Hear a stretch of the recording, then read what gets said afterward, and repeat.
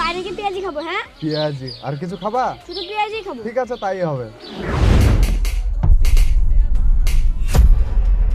কি ব্যাপার, তুই ডিম মারলে কেন এভাবে?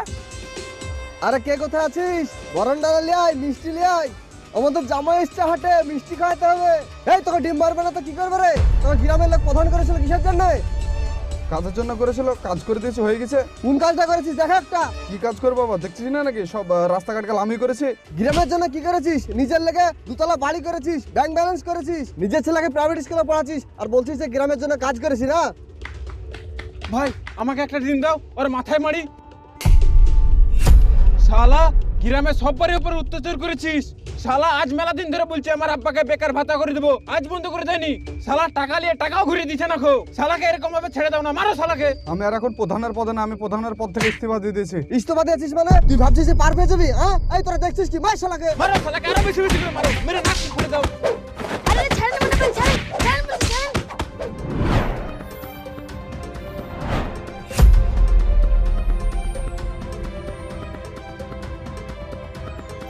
শালাকে আজ উচিত শিক্ষা দেওয়া হয়েছে। ঠিক বলেছিস।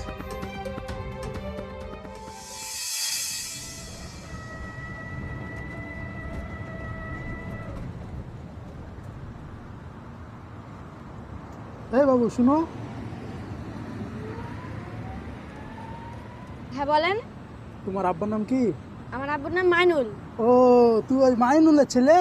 সেদিন তোর আব্বার মাথায় হাটে ডিম ভাঙছিল, কোথায় ছিলি তখন তুই? কেন, আব্বার সাথে ছিলাম। ও, তুই কোন স্কুলে পড়িস?